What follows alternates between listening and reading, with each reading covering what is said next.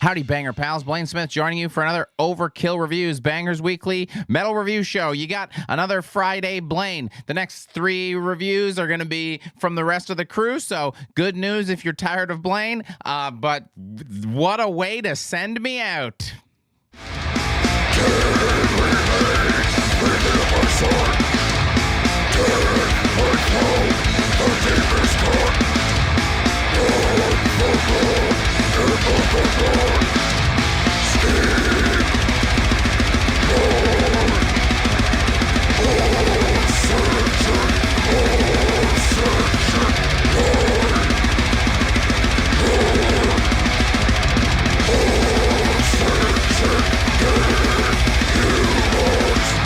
Yes, it seems like everybody wanted me to talk about the new album from 6 Feet Under called Killing for Revenge. It comes out today, May 10th, on Metal Blade Records.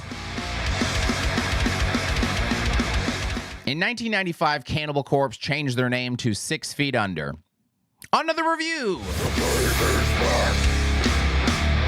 So yeah, if you've been keeping up with 6 Feet Under at all, you know that things have been weird for a little while now. And the album is, of course, fucking deranged. It's like 13 tracks over 47 minutes, and I've had to listen to it multiple times to do my job, and I can't tell if I'm high on accident or on purpose. I'm freaking out, man.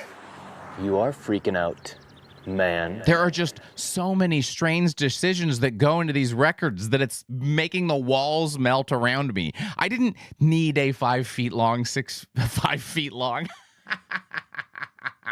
I mean, I didn't need a 5 minute long 6 Feet Under song. Now I believe I'm correct. Jesus. Oh, fuck. I didn't need a 5 minute long 6 Feet Under song. Now, I believe I'm correct on this, but if not, you can get at me in the comments, but I truly don't care if I'm wrong on this piece of trivia. But at 4:55, I think Neanderthal is tied for the second longest original 6 Feet Under song in their entire career. This is not a band I want Low and Slow out of, especially 30 years in. I also think technically you could count this as the longest song, because hear me out, number 1, the longest song is Escape from the Grave, which is just one of those secret track type things where there's just that big gap from when we all listen to CDs and for some reason people hid music at the end to fuck up your repeat. And B, it almost sounds exactly like track 5 on this very record, so it's like twice as long. I'm going to play you the first 15 seconds of each of them, and you can tell me if I am right or if I'm high on whatever Chris used to smoke and I just can't hang with the big dogs.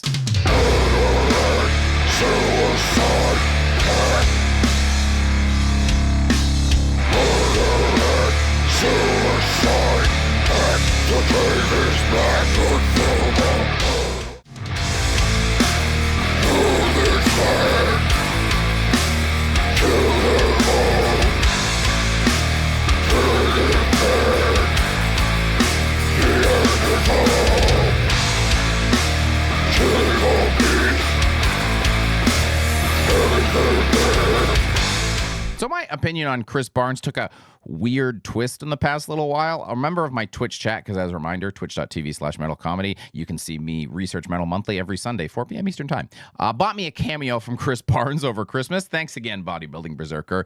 And Chris was like so nice and talked about making this record, and it was really endearing.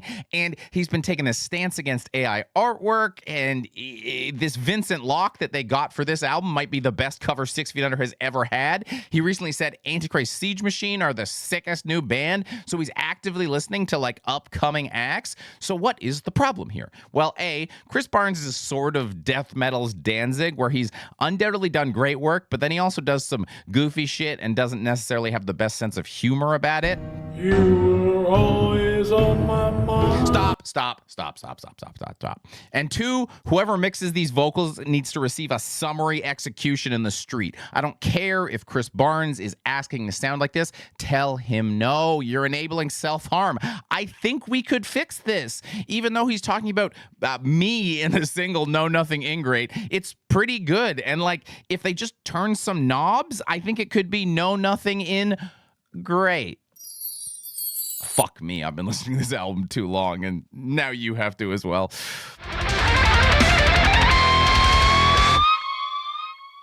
You'll forgive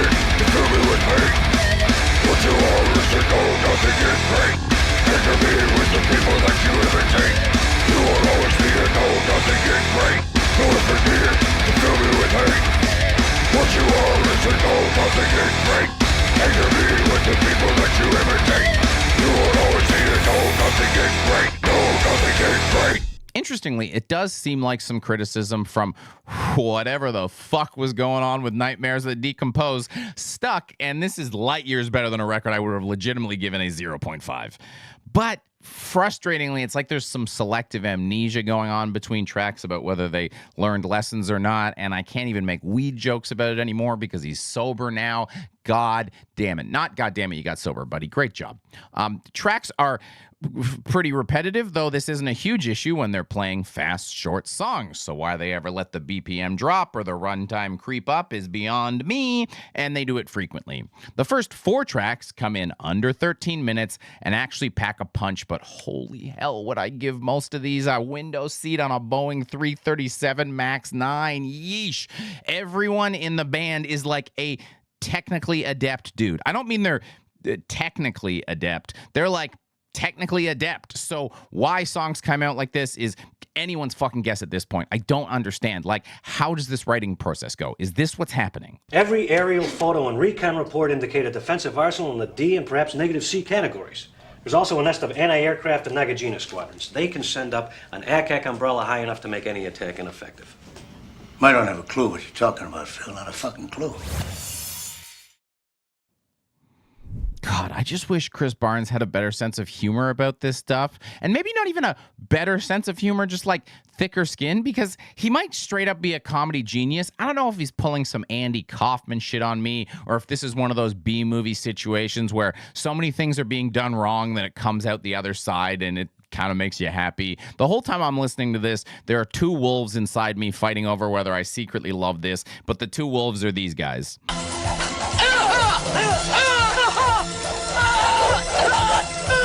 I honestly can't accurately express the sheer waves of joy that came over me when I got to the last track, not just because my suffering was nearing an end, but because it's a pretty straight cover of Hair of the Dog by Nazareth, but with Chris Barnes vocals, and it's so funny, and if he means this to be funny, I am in love with Chris Barnes, full stop. Fucking cowbell with Chris Barnes going, now you're messing with a son of a bitch, is worth the price of entry alone. I legitimately love this cover. Have a listen, my friends. I am so blind I can't see. Hey, Mama, help me, Java. Time still to pay your dues.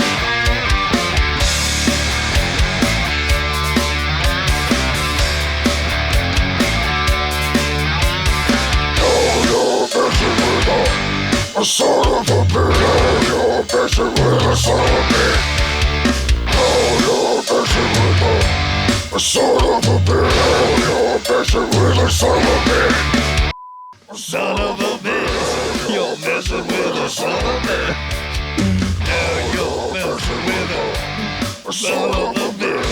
You're messing with a son of a bitch. I love this. You know what else I love? Those of you that support us on Patreon. Hey, we really appreciate it. You toss us a couple bucks. I don't need to sell you Russian war games here.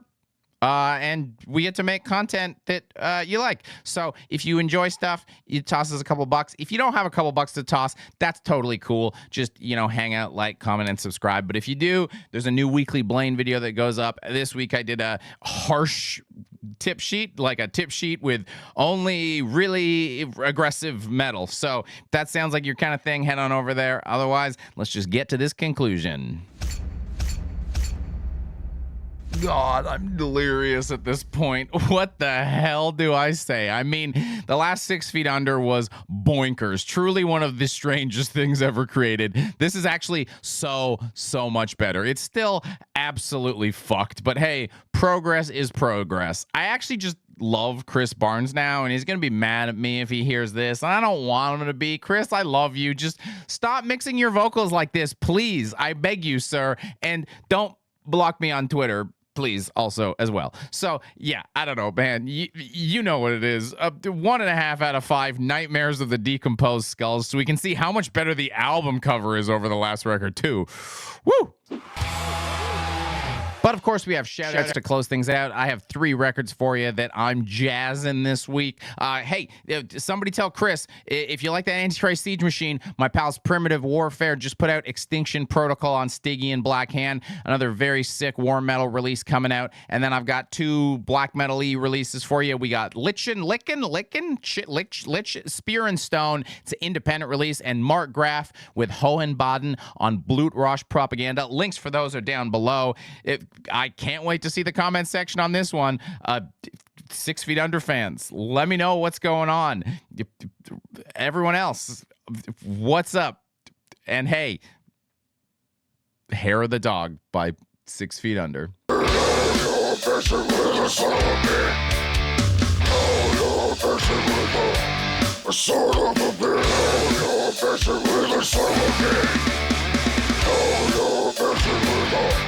A